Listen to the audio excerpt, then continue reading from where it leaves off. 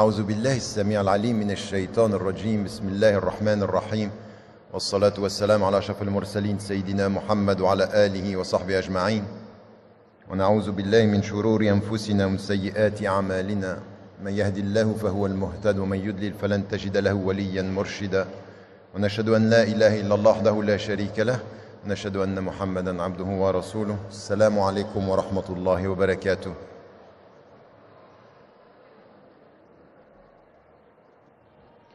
Alors comme il est de coutume maintenant et comme vous le savez, ce que je vais vous demander pendant le temps de cette intervention, c'est de faire en sorte que nous prenions un temps de réflexion, qu'il n'y ait absolument pas d'applaudissements et que ce que j'aimerais terminer, c'est de la même façon qu'on commence maintenant dans le silence, qu'on finisse dans le silence, et je ne veux pas d'applaudissements non plus à la fin. Je terminerai même par quelques invocations pour nous rappeler l'essentiel, et je veux terminer avec ça, c'est-à-dire l'entrée dans la soirée avec les invocations qui terminent le propos et simplement qu'on réfléchisse ensemble à un certain nombre de questions qui nous concernent aujourd'hui.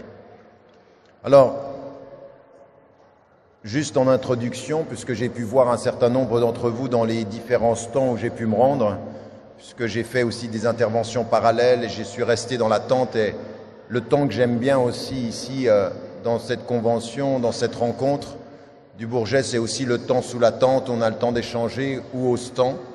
Et on a lancé cette année également un programme de formation que nous allons commencer dès septembre, donc vous pouvez passer au stand pour pouvoir savoir ce qu'il en est, ce programme de formation qui commencera en septembre et qui est lié et au centre de recherche sur la législation islamique et l'éthique, autant que sur le travail spécifiquement en France. On a beaucoup travaillé en anglais et en arabe, on va maintenant également aligner notre travail en langue française. Donc Inch'Allah, tout à l'heure, après cette conférence, je serai au stand, mais également demain, pendant pratiquement toute l'après-midi, il y aura des activités. La question qui m'a été, le sujet qui a été choisi par les organisateurs, et je les remercie d'avoir choisi ce sujet, c'est celui du devoir d'intelligence. Et j'aimerais avec vous, le temps de la réflexion, réfléchir à qu'est-ce que c'est que ce devoir d'intelligence auquel nous sommes appelés, auquel nous devons répondre et que nous devons comprendre, et de nous poser la question de comment l'articuler. La première chose que je voulais mettre en évidence au moment même où m'est venu le sujet, et ce sera mon introduction en 3 points, c'est que le devoir d'intelligence, c'est aussi un devoir en face, et c'est surtout un devoir quand nous sommes en face de la situation actuelle, pour ce qui vous concerne en France. Et il y a en France aujourd'hui une atmosphère qui est extrêmement lourde, des propos politiques qui sont extrêmement répétitifs, difficiles, parfois totalement déconsidérés, parfois totalement excessif et sans mesure, sans pondération.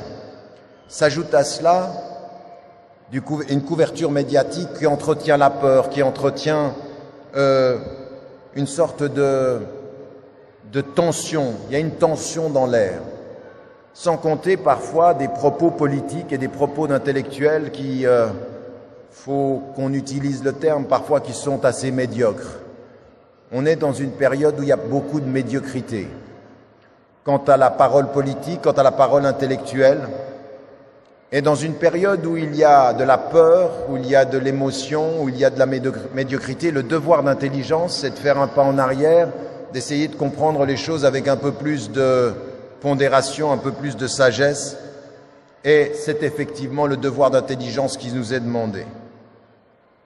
Et puis il y a systématiquement toujours, alors j'en ai vu aujourd'hui pendant cette rencontre, des journalistes qui sont là, qui couvrent parfois de façon biaisée, Et j'ai, comme beaucoup d'entre vous, eu droit également pendant ces derniers temps à des attaques sur la personne. Et depuis 25 ans, depuis 30 ans que je me trouve sur le terrain maintenant avec une organisation qui m'a bien précédé des années durant, et même un certain nombre de personnes qui sont devant moi ici et qui sont des acteurs du discours et du travail, on sait aujourd'hui que ce discours et que cette couverture médiatique, elle est parfois biaisée, elle est parfois tendancieuse. Je veux dire que d'avoir droit, par exemple, à 2 pages du Monde qui ne parlent à aucun moment ni d'un livre, ni du message, mais systématiquement de la personne, 5 papiers de Mediapart qui ne parlent pas du discours, mais qui parlent de la personne, ou qui essayent de dénigrer, ou par exemple qui vous disent, mais en fait, ce qu'il dit ou ce qu'il fait, ça vaut pas grand-chose, ça n'a pas beaucoup d'impact, mais qui continue à écrire article après article, on dit mais si c'est rien, si ça ne vaut rien, ben laissez tomber, pourquoi vous êtes aussi intéressé à la personne? Parce qu'en fait, il y a un déplacement sur le message. C'est-à-dire qu'on laisse le message et sa substance et on veut s'attaquer aux personnes ou aux organisations sans aller au fond de ce qui est dit. Et nous, ce que nous devons défendre, c'est le message, loin des superficialités. Plutôt que de dire, par exemple, dans un article comme Le Monde, vous savez, quand il était jeune, il écoutait Johnny Hallyday. Quoi, ma gueule? Qu'est-ce qu'elle a, ma gueule? Oui, on t'entend tout au Bourget, même Johnny Hallyday. La superficialité de ce propos fait que nous, le devoir d'intelligence, c'est de sortir de ça et de dire, nous, ce qu'on veut aujourd'hui, c'est de déterminer le fond des choses. Et c'est ce à quoi je vais m'intéresser et pas m'intéresser du tout à la surface des polémiques, de la tension, en faisant un retour sur nous-mêmes, en disant comment nous devons rentrer dans une réflexion intelligente et sur le long terme. Et ce qui m'intéresse dans ce propos, c'est de se dire comment l'articuler, ce devoir d'intelligence. Alors la première chose sur laquelle j'aimerais m'arrêter, c'est le devoir d'intelligence qui n'est pas du tout le devoir d'intelligence par rapport au contexte ou par rapport à l'environnement, mais déjà le devoir d'intelligence dans ce que ça veut dire. En fait, comprendre que le devoir d'intelligence est un devoir de conscience. C'est déjà de se poser la question en conscience, au-delà de tout ce que les êtres humains vont dire de moi, au-delà de tout ce que la société peut dire, comment je me situe de moi à moi dans un devoir de conscience et un devoir d'intelligence par rapport à ma propre personne. Et ce que j'aimerais de ce point de vue, c'est vraiment qu'on commence par cela. Pourquoi? Parce que dans le discours qui est le nôtre, dans les enjeux politiques, à la périphérie, la discussion, elle est par rapport au pouvoir, par rapport à la perception, par rapport aux médias. Mais le premier devoir d'intelligence, c'est le devoir d'intelligence vis-à-vis de soi-même et de sa conscience.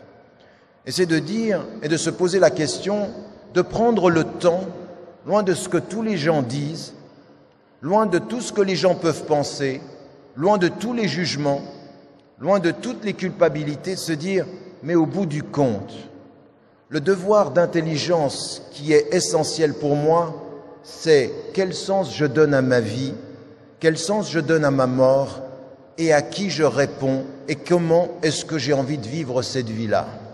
C'est-à-dire de déterminer pour moi l'essentiel avant qu'on détermine pour moi le secondaire. C'est moi qui vais déterminer l'essentiel pour moi-même et le devoir d'intelligence, c'est un devoir d'autonomie aussi. C'est un devoir de spiritualité. Vous savez, quand le prophète, alayhi salam, parce que ça aussi c'est un devoir d'intelligence, il n'est jamais très loin du devoir et du chemin de la spiritualité, le devoir d'intelligence. Il n'y a pas de chemin spirituel qui puisse se faire sans devoir d'intelligence, parce que la spiritualité qui donne sens, elle va éclairer l'intelligence. Et quand Allah subhanahu wa ta'ala vient vers le prophète alayhi salam par l'intermédiaire de Jibril alayhi salam, il va l'appeler à un devoir d'intelligence. Quand il va directement, et on le sait ceci, c'est l'élément fondateur Quand il dit بعد أعوذ بالله من الشيطان الرجيم بسم الله الرحمن الرحيم اقرأ باسم ربك الذي خلق, quand il lui dit l'appel de Dieu, l'appel que Dieu va donner à ta dignité en tant qu'individu, c'est ta connaissance. Tu es par la connaissance, tu es par la reconnaissance de Dieu. Et la reconnaissance de Dieu est par la connaissance que tu as de Dieu, de toi-même et de la nature. C'est un appel fondamental, ça. C'est un devoir d'intelligence libérateur, au sens symbolique de l'être humain qui sort de son ego et qui devient et qui traduit un devoir d'intelligence par rapport à l'essence de sa vie. Qui est-ce que tu vas être? Vas-tu être celui qu'ils vont décider que tu es, ou vas-tu devant Dieu décider pour toi d'être de cœur, d'intelligence et d'action? Le devoir d'intelligence, c'est la définition que je donne au sens de ma vie. Et c'est un processus libérateur. Vous savez, ne prenez pas superficiellement le propos de l'appel que Dieu fait à Moussa, alayhi salam. Idhab ila Fir'aun innahu tagha. Va vers Pharaon et libère ton peuple. Ton rapport à Dieu est un rapport de libération. Tu te libéreras de ton ignorance. Tu te libéreras des oppresseurs. Tu te libéreras de tout système qui t'empêche d'être libre. Dire Dieu, c'est dire le devoir de l'intelligence de ma liberté. C'est ma liberté. C'est le sens profond d'une liberté spirituelle. C'est le sens profond d'une liberté sociale. C'est le sens d'une liberté, de la liberté de penser aussi. Raison pour laquelle, parmi ce qu'ont dit les savants à travers tous les âges, ce qui a déterminé le principe de la dignité, karamat al-insan, c'est ce principe de la liberté. Et ce principe de la liberté, c'est le devoir de mon intelligence. Protéger ma liberté contre toutes les aliénations. Dire qu'il n'y a qu'un Dieu et que c'est le seul auquel je me soumets, ça veut dire que je ne me soumets à aucune aliénation, à aucun pouvoir, à aucune détermination qui va m'aliéner. Donc le devoir d'intelligence commence par le devoir de se libérer de toutes les aliénations qui m'empêchent d'être moi, de toutes les impositions qui m'empêchent d'être moi. C'est un principe d'autonomie. Et je vous dis ceci parce que dans l'atmosphère dans laquelle on vit aujourd'hui en Europe, et on sent cette pression et cette émotivité, des fois on est enfermé dans l'émotion. Le devoir d'un intelligence, c'est de maîtriser ses émotions, d'en sortir, de pouvoir dire et de comprendre que ça passe aussi par rapport à cela, et que ça passe par rapport, dans ce processus-là. Et ça veut dire aussi ce devoir d'intelligence quant à soi, de refuser systématiquement que les gens ou que nous-mêmes, nous nous considérions comme des victimes. J'ai entendu beaucoup de personnes, dans les différentes rencontres que j'ai eues depuis hier, qui disent « mais ils ne nous aiment pas, ils nous attaquent, et pourquoi ?» Et on se place dans une situation de victime. Le devoir d'intelligence, c'est de passer de ce que peut être une victime des autres à devenir un sujet de sa liberté à soi. Le devoir d'intelligence, c'est d'assumer sa liberté en disant « non, je ne serai pas une victime parce que je ne suis pas une victime. Vous ne me rendrez pas victime parce que je n'en ai aucune des qualifications. Tout mon engagement, c'est « Rabbi shrah li sadri, wa yassir li amri, wahlul uqdatan min qawli yafqahuna, wahlul uqdatan min lisani yafqahuna qawli. Rabbi shrah li sadri. » Donne-moi cette force, parce que cette force-là, elle est spirituelle et elle est en face de l'adversité. Et enlève tout ce qui pourrait être dans ma langue, la dimension de cette perversion. On sait que Moussa, alayhi salam, il avait quelque chose qui sera soutenu par son frère. Yafqahuna qawli.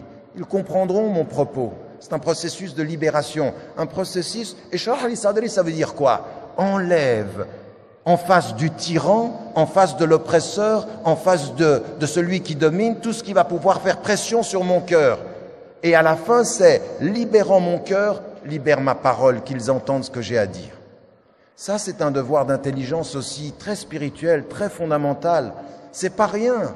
Rabbi shrah li sadri, wa yassir li amri. Rends ma voie facile. Ça, c'est aussi un cheminement par lequel on doit passer et que l'on doit comprendre aussi. Ça veut dire aussi, sur le plan intellectuel, ce que je disais au départ, sur le plan social, comme sur le plan politique aussi, cette intelligence quant à soi, de comment on se situe. Ce devoir d'intelligence, nous devons l'avoir. Mais ce n'est pas tout. Il y a le devoir d'intelligence quant à soi-même.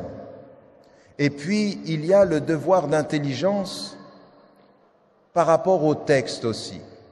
Les textes nous sont venus, et le Coran el-Karim, il a été révélé, et il a été révélé sur 23 années, et c'est pas un texte facile, c'est un texte qui a plusieurs interprétations. Et le devoir d'intelligence pour nous, c'est de savoir que le texte, il est unique, les interprétations sont multiples, et les interprétations vont évoluer avec le temps aussi. Qu'est-ce qui fait évoluer l'interprétation du texte? Le temps qui passe, la culture qui change et le savoir qui se cumule. En d'autres termes, la cumulation du savoir à travers l'histoire. L'histoire qui évolue dans le temps et qui fait que les défis de notre époque sont différents. En plus que des contextes culturels sont différents, ceci est un appel au devoir d'intelligence. Il n'y a pas d'intelligence sans mouvement. Toute attitude qui consiste à lire le texte de façon sclérosée, sans considérer que le temps passe, quant à mon interprétation, je ne change rien au texte, mais mon intelligence change. Je ne change rien au texte, mais le contexte change. Je ne change rien au texte, mais les priorités peuvent changer en fonction du contexte. Et donc l'intelligence du texte, le devoir d'intelligence, ça n'est pas de répéter bêtement, comme on pu le faire et nous inviter parfois. Il y a certains savants et un certain nombre de nos frères qui pensent que l'on est fidèle que quand l'on répète. Non, on est fidèle quand on avance dans le même sens sans jamais répéter. C'est la même direction, mais sans répéter. Ce que l'on répète, c'est dhikr. Ce qu'on le répète, c'est la force du cœur, mais pas l'intelligence du contexte. Nos situations aujourd'hui ne sont pas les mêmes. Français de confession musulmane, Français musulmans, vous êtes appelés au devoir d'intelligence par rapport au texte, mais pas n'importe comment. Ça n'est pas donné à n'importe qui de prendre le texte et de commencer à faire des interprétations libres, parce qu'alors on est perdu. C'est une science dont on parle ici. Et quand une science appelle l'intelligence, elle l'appelle à la formation, elle l'appelle à la réflexion, elle appelle au sens des priorités.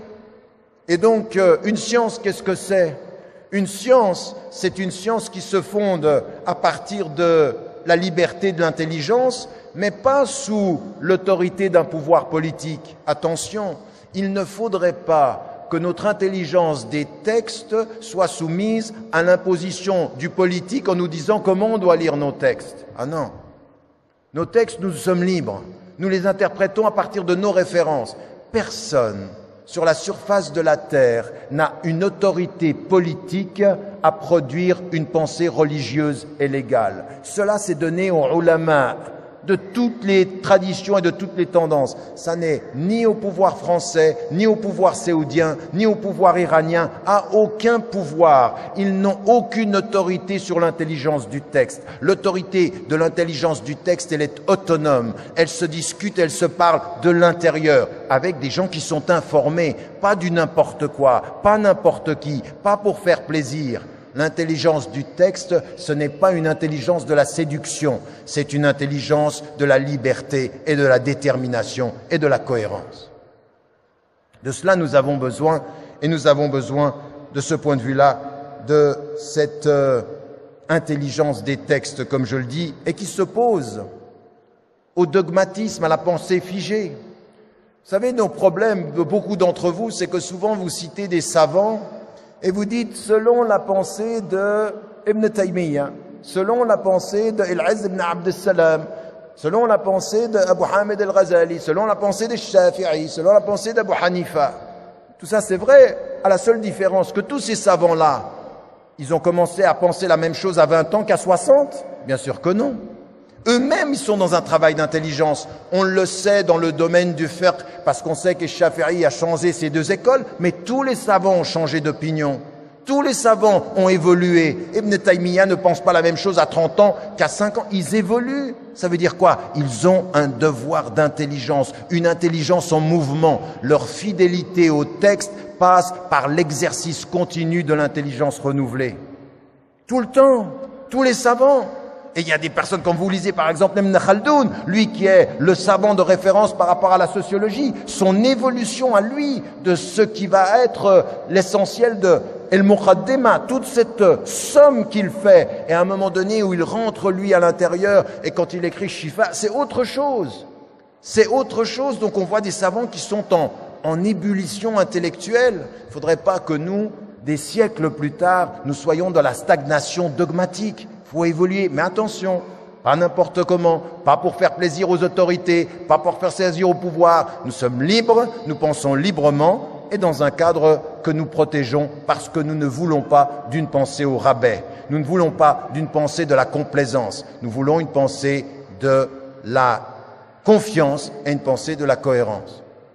Ce devoir d'intelligence vis-à-vis des textes fait que nous devons être en mouvement, qu'il y a des défis aujourd'hui. Nous n'avons pas à laisser les gens autour de nous décider pour nous de ce qui est prioritaire. Il y a des choses qui sont prioritaires dans notre religion, il faut qu'elles restent prioritaires. Il y a des choses qui sont secondaires, elles restent secondaires. Il y a des étapes que nous devons franchir, il y a des cheminements que nous devons avoir. Tout ça, il faut que nous le protégions. Ce devoir d'intelligence, quand l'émotion pourrait changer les choses, il faut que l'intelligence clarifie les choses. Et ça, c'est aussi à chacune et à chacun un travail que nous avons à faire aussi par rapport à nos savoirs. Et puis, avec l'intelligence des textes, ce que je disais déjà au début des années 90, il faut une intelligence du contexte, de la société dans laquelle on est. Et là, il faut étudier. Il n'y a pas un savant sur la terre, pas un, qui ne vive pas en France, qui pourra, sur l'intelligence du contexte français, vous apporter les réponses en dehors des savants qui sont présents ici dans votre pays. Parce que ça n'est pas possible. Même si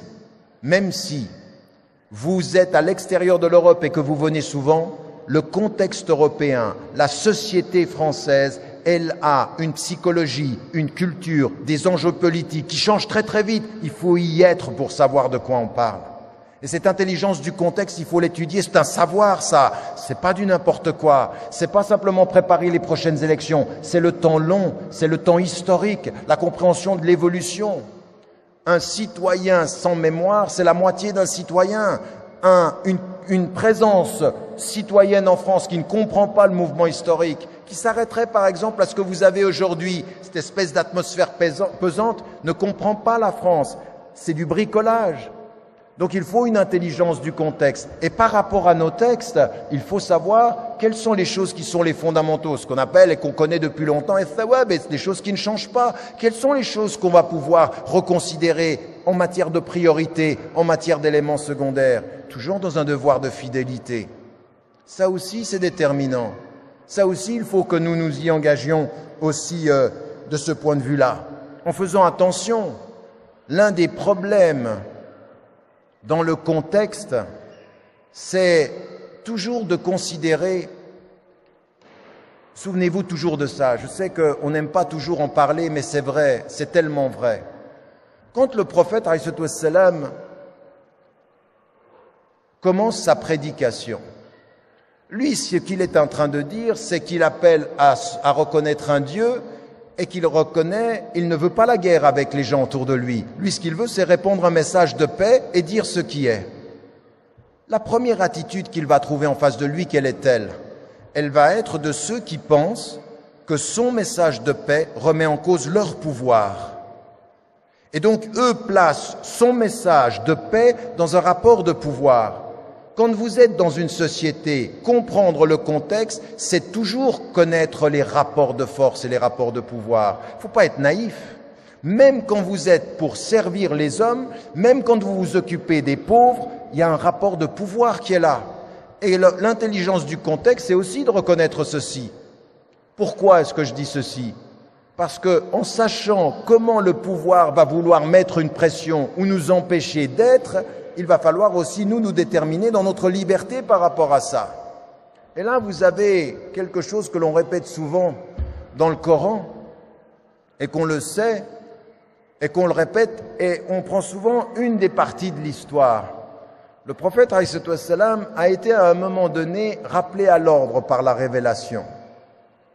Il a été rappelé à l'ordre dans la révélation quand Allah subhanahu wa ta'ala, quand il était dans une situation extrêmement difficile. Le prophète alayhi salam, il est dans une situation extrêmement difficile, sa communauté est en danger.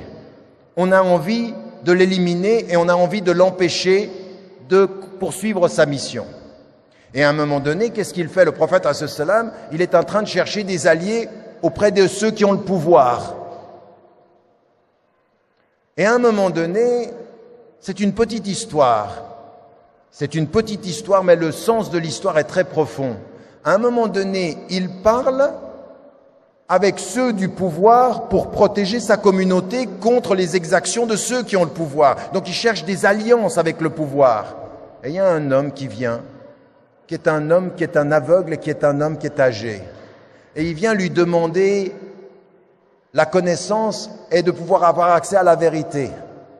Et lui, il ne va pas se préoccuper de lui, il va se préoccuper des pauvres parce qu'en fait, dans son intention, il s'occupe de protéger la communauté. C'est plus important de protéger la communauté avec le pouvoir que de s'occuper de celui qui n'a pas de pouvoir mais qui vient chercher la vérité. Apparemment. Apparemment. Sauf que dans le Coran, c'est بعد أعوذ بالله من الشيطان الرجيم بسم الله الرحمن الرحيم عبس وتولى أن جاءه الأعمى. Il s'est renfrogné, il s'est détourné. C'était tellement important la protection avec le pouvoir qu'il a délaissé celui sans pouvoir et qui venait avec le cœur. Il a laissé la sincérité de celui qui n'avait pas de pouvoir pour la manipulation de celui qui avait le pouvoir mais pas de sincérité. Et maintenant vous vous replacez en France. Et vous regardez quelle attitude vous avez avec le pouvoir et quelle attitude vous avez. Il y a une chose qui est claire. Discuter avec le pouvoir, il le faut. Traiter avec le pouvoir, il le faut. Mais si, pour traiter avec le pouvoir, il faut négliger la sincérité de ceux qui cherchent, de ceux qui sont en quête et de ceux qui veulent vivre dans la cohérence et la liberté de leur foi, alors non. Si le pouvoir vous demande de changer votre religion pour qu'il vous accepte au point que vous vous coupez de la base parce que la base ne vous reconnaît pas, alors non. Ça n'est pas une intelligence des textes, ça c'est une intelligence de la catastrophe, de la perte de soi. Discutez avec tous les pouvoirs, avec la dignité de ceux qui disent « nous discutons », mais il n'y aura ni compromis, ni perte de principe, ni délaissement de nos essentiels et de nos fondamentaux. Nous sommes prêts à toutes les discussions si vous êtes clair avec nous que jamais vous nous demanderez d'être moins musulmans pour vous parler, moins français pour que vous acceptiez ou moins en rapport avec la sincérité de ceux qui sont en quête. L'intelligence du contexte, c'est de savoir ça. Parce que le prophète, alayhi salam, il est remis à l'ordre pour une chose, attention au pouvoir. Attention au pouvoir. Attention à ceux qui te dominent et qui voudront pour qu'ils te parlent que tu oublies qui tu es, où tu vas et pour qui tu travailles. Parce que si au bout du compte tu travailles pour le pouvoir et que tu n'as pas la sincérité de la foi des justes, alors tu seras parmi les injustes. Alors tu seras parmi de ceux qui travailleront dans ce sens-là. C'est l'intelligence du contexte, ceci, n'est-ce pas? C'est aussi l'intelligence du contexte. Une petite histoire mais qui dit tellement. Elle est tellement inscrite dans le Coran. Cette petite histoire, elle est éternelle pour nous tous. Abasa wa tawalla an ja'ahu al-a'ma.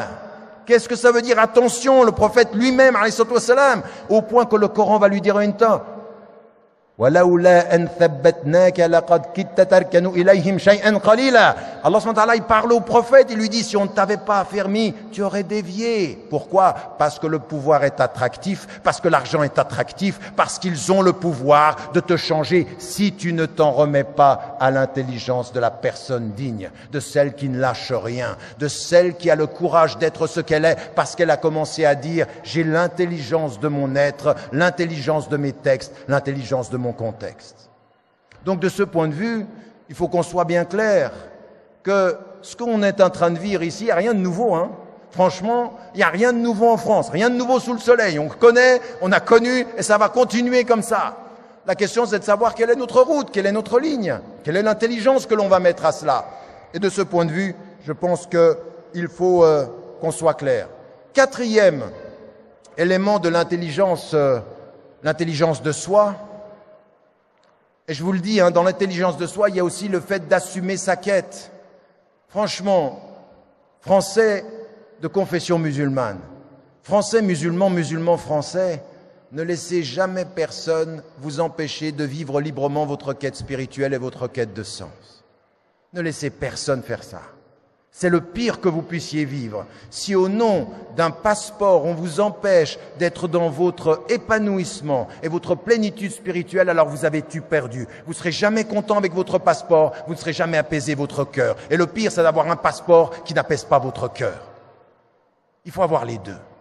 L'apaisement du cœur et le sens du passeport. Le passeport pour voter et le cœur pour savoir où est la lumière aussi. Parce qu'il y a de la lumière quelque part.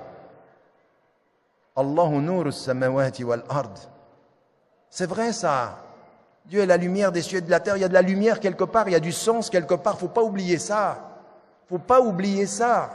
Faut pas oublier cette intelligence spirituelle-là parce qu'elle est une lumière. Alors, Allah subhanahu wa ta'ala, il nous dit que cette lumière-là, c'est celle qui nous fait comprendre par le cœur, pas simplement par la tête.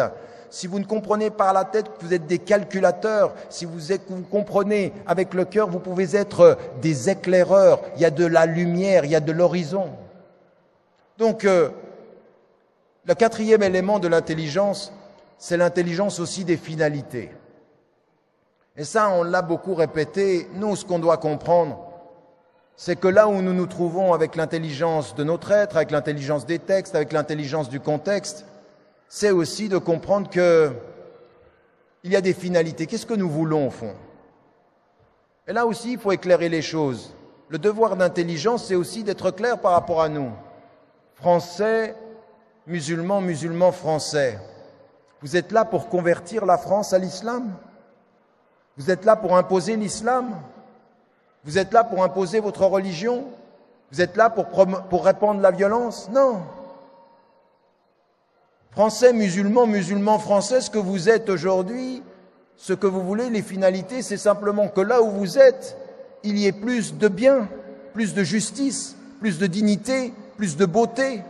Vous êtes des agents de l'esthétique, vous êtes les agents de la justice, vous êtes les agents de la dignité, les finalités, c'est ça. Et pas simplement pour nous. Ce que disait, c'est la seule chose que j'ai pu entendre de discours tout à l'heure de notre frère Omar Lasfar, c'est très important. On n'est pas là pour défendre notre bien à nous contre les autres. Non, nous ce qu'on a compris, c'est que notre bien, c'est le bien commun. C'est-à-dire, c'est pour tout le monde qu'on est là. On doit être des agents de bien pour tout le monde. Nos finalités, c'est ce qu'on comprend. On s'est installé, on prie. Oui, on prie. Et on va continuer à prier. Et notre prière, c'est notre dignité. On va s'occuper de la solidarité. On va commander le bien, tout le bien pour tout le monde. Parce que ce qu'on a entendu du prophète, c'est que le meilleur d'entre nous, il est le meilleur pour l'humanité.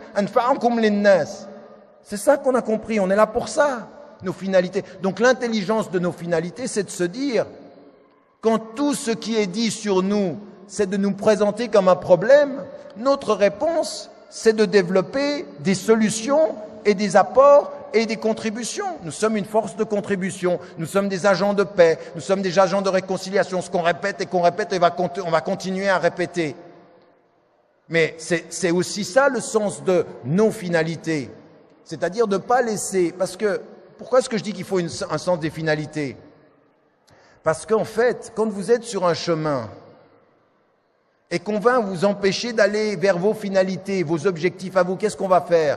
On va vous mettre un obstacle. En vous disant, vous savez, vous les musulmans, vous ne pourrez jamais être français. Un obstacle. Ou alors, on va vous distraire sur d'autres choses. Parlez-nous du foulard, parlez-nous de la violence, parlez-nous de ci, parlez-nous du halal. Et vous passez votre temps à parler à gauche, à droite, et vous oubliez la route.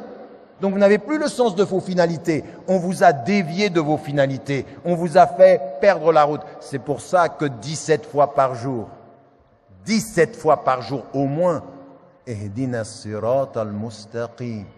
Guide-nous sur la voie droite, celle qui nous fait garder nos finalités, pas les distractions, pas les Ehdina sirat al-mustaqim, celle des gens de la droiture, ceux qui vont chercher cette droiture. Donc vous voyez bien le sens, l'intelligence des finalités, c'est quoi nos priorités? Comment est-ce qu'on va se déterminer par rapport à cela? Ce sont des choses qui sont capitales pour nous aussi. Et ça m'amène, puisqu'il me reste peu de temps, à dire 2 ou 3 choses sur, à partir de l'intelligence de soi, l'intelligence des textes, l'intelligence du contexte et l'intelligence des finalités, il y a aussi une chose sur laquelle, très pratiquement, il faut que nous nous arrêtions. Et je vais juste les dire en résumé. Contrairement à ce à quoi on nous amène dans le discours, on nous amène souvent à notre identité musulmane. Et moi, ce que j'aimerais vous proposer, c'est avoir une intelligence de nos identités plurielles. Nous avons plusieurs identités. Nous sommes musulmans, mais nous sommes citoyens, nous sommes des êtres humains. Et l'intelligence de nos identités, c'est déjà de se situer comme une chose, comme dans une dimension très importante à mon sens. Vous savez, on répète souvent dans Surat al-Hujarat et dans Surat al-Nisa le début de la Surat. Ya ayyuhan nas. Et vous avez Ya ayyuhan nas, ubudu rabbakum alladhi khalaqakum min nafsin wahida. Et puis Ya ayyuhan nas, inna khalaqnakum min dhakarin wa untha. Ô vous les gens. Et on l'a dans le Coran. Il y a une des dimensions de notre identité, c'est que nous sommes des êtres humains. Et l'intelligence de nos identités, c'est que quand on se situe dans la société française, regardez les gens autour de vous. Il y a énormément de femmes et d'hommes, ils ne sont pas croyants, ils sont athées, ils sont agnostiques, ils sont juifs, ils sont chrétiens, bouddhistes, hindous. Ce sont des êtres humains.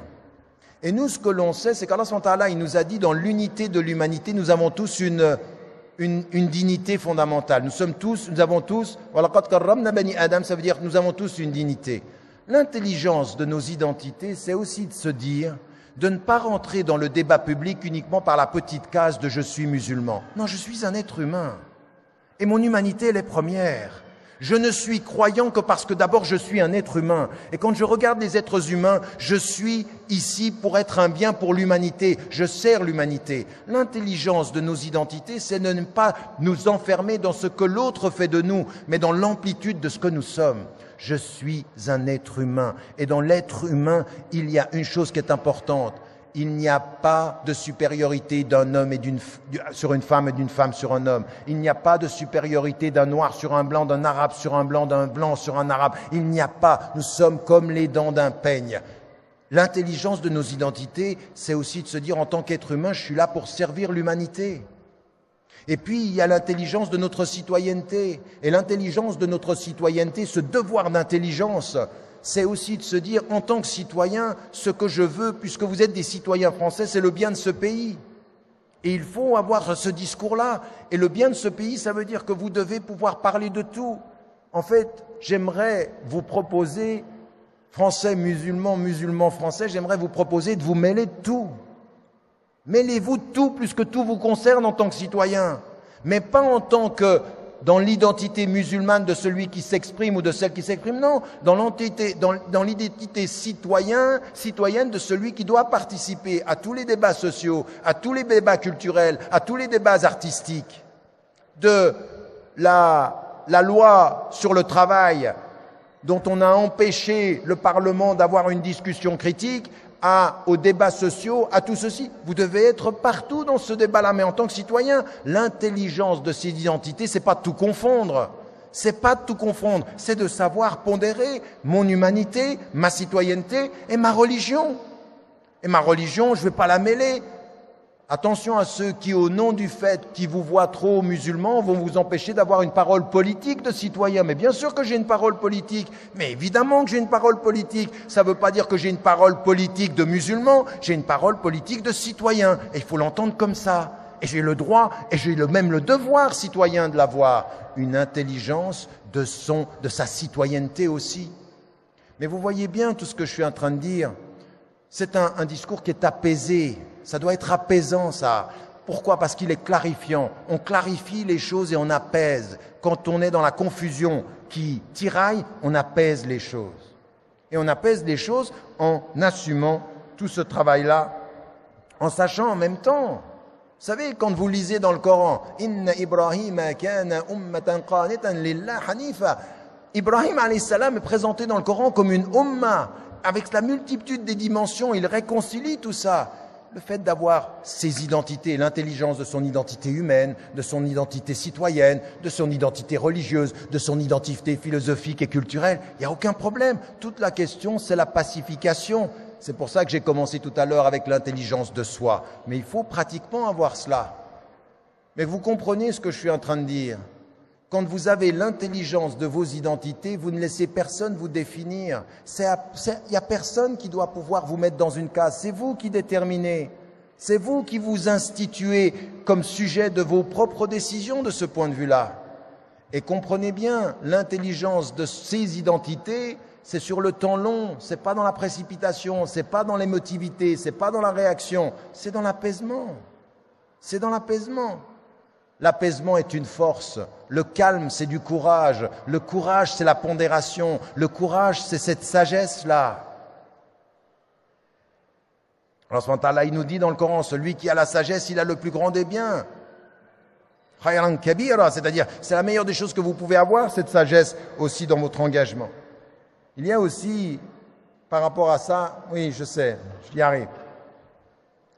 Il y a aussi par rapport à ça, l'intelligence, je le disais, des adversités. Parce que se déterminer de soi à soi, c'est aussi... vous le savez, quand vous avez dans le Coran il faut se préparer aussi à ces adversités. Le prophète, il est venu avec ce message de paix, mais il savait qu'il allait avoir des adversaires. Il l'a eu dans sa famille, il l'a eu dans sa société. Il faut se préparer à ça aussi. Il faut avoir l'intelligence des coups qui peuvent être portés, d'où ils peuvent venir. Et là, de ce point de vue-là, on va avoir des adversités intérieures.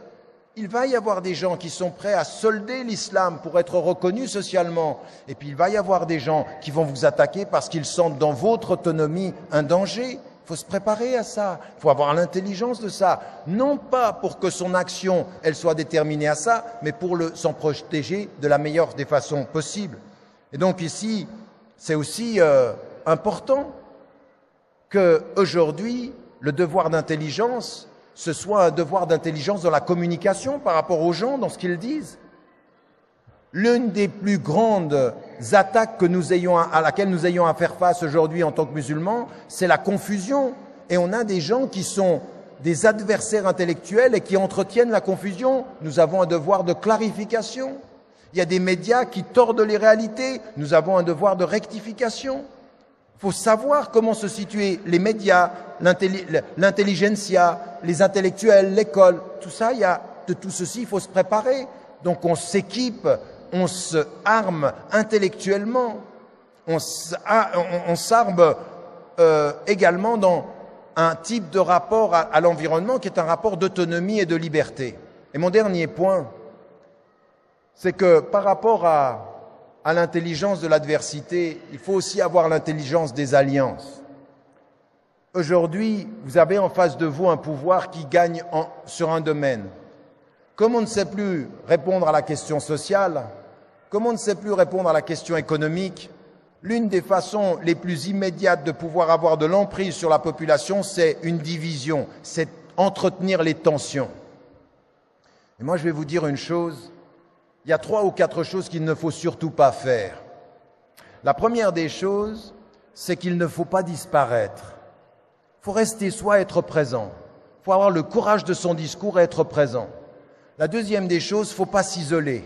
Vous avez énormément de vos concitoyens français qui partagent avec vous vos principes, qui partagent avec vous vos préoccupations, qui ne sont absolument pas naïfs, qui voient très très bien ce que le pouvoir est en train de faire. Ils sont des millions en France à savoir que le pouvoir politique et que les médias sont en train soit de mettre les gens les uns contre les autres, soit de manipuler l'information. Donc il ne faut pas que nous tombions dans l'isolement. Il y a énormément d'alliances possibles. Il y a énormément de gens. Il faut savoir que le dominant, il veut diviser et que nous, notre résistance, c'est dans l'union, c'est dans l'alliance, au-delà de notre appartenance strictement religieuse. Il y a énormément. Je rencontre des gens, mais tous les jours de ma vie, des athées, des catholiques, des protestants, des juifs, des agnostiques, qui comprennent très bien ce qui se passe. Ils sont pas bêtes.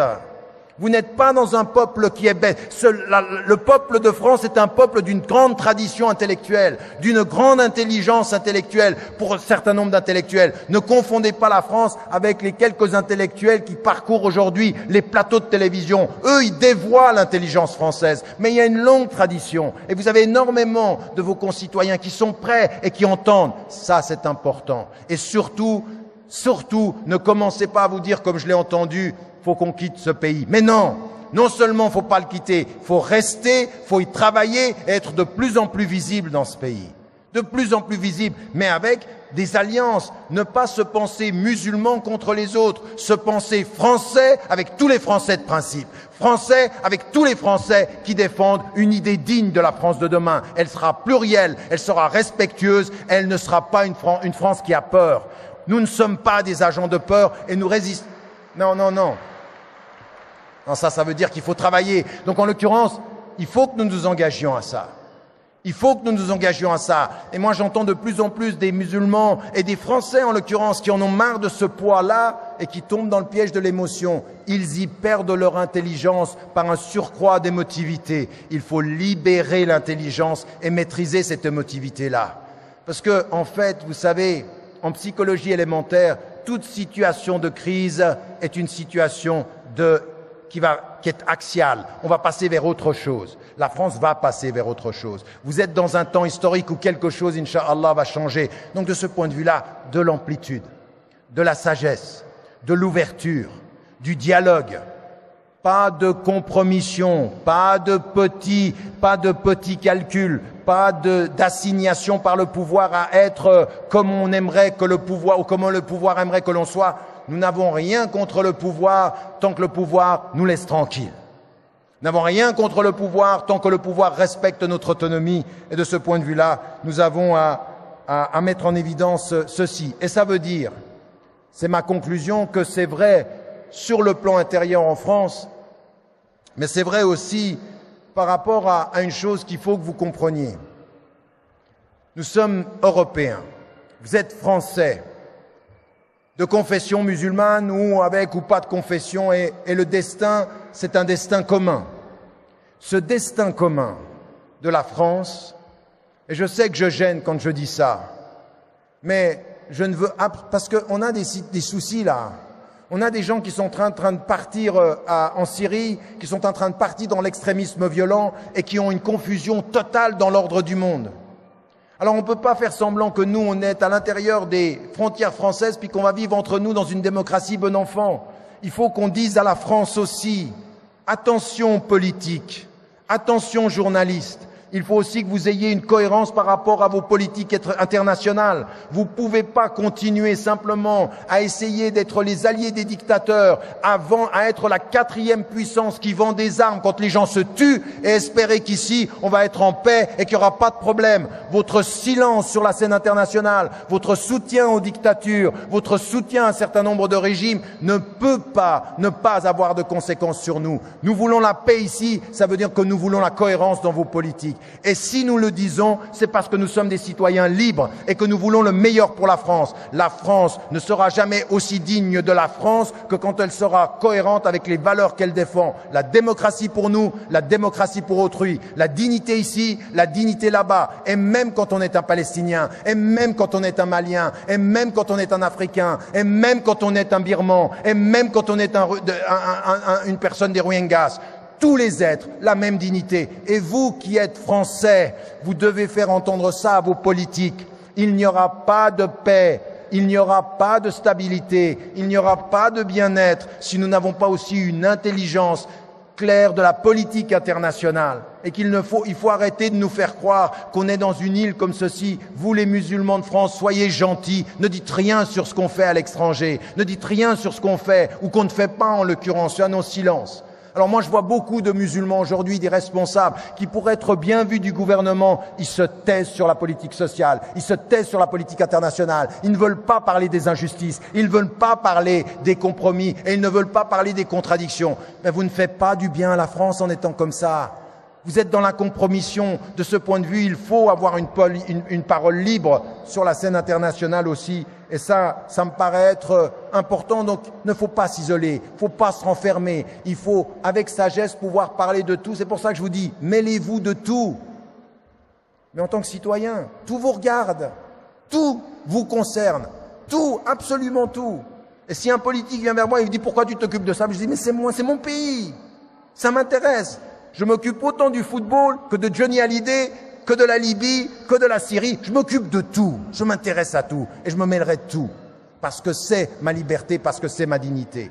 Et ça veut dire, le frère, il me demande de terminer, ça veut dire que, pour résumer, de revenir à ce que je disais, assumer l'intelligence de soi et cette quête de sens qui vous donne un axe, qui vous donne une lumière, et à aucun moment ne remettez en cause votre quête de paix intérieure et votre quête de bien-être intérieur. Ça, c'est le sens de la vie, c'est la lumière aussi. Et ensuite, la capacité de vivre avec les textes en connaissant les priorités et sans jouer avec les textes. La connaissance du contexte, c'est de savoir quelles sont les priorités, les rapports de force, l'histoire longue, la psychologie. Ce devoir d'intelligence, il est le nôtre également. Et surtout, ça veut dire tout ça, qu'il y a une chose que nous ne devons pas, qui ne doit pas nous coloniser. Et je peux vous dire que depuis 2 jours ici, je sens ceci, nous n'avons pas le droit au pessimisme. Nous n'avons pas le droit au défaitisme. Nous n'avons pas le droit d'entretenir une pensée de victime. Tout ça, c'est pas nous. Ça ne peut pas être une pensée citoyenne. Ça ne peut pas être une pensée humaine. Ça ne peut pas être une pensée spirituelle. Donc il faut, de ce point de vue, se réconcilier avec cette force vive qui nous dit la quête, qui nous dit le sens et qui nous dit le courage et qui nous dit « faut être optimiste ». Mais pas optimiste bêtement, il faut être optimiste à la lumière de ce qu'on regarde historiquement des faits et de la façon dont les choses ont évolué. C'est à ça que j'aimerais inviter chacune et chacun d'entre nous.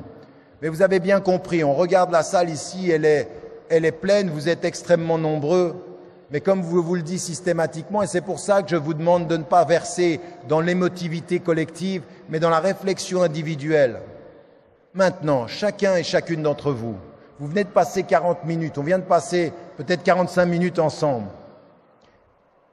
Votre rapport à l'intelligence que vous avez de vous, à l'intelligence que vous avez des textes, à l'intelligence que vous avez de la France, c'est un engagement personnel, individuel, autonome.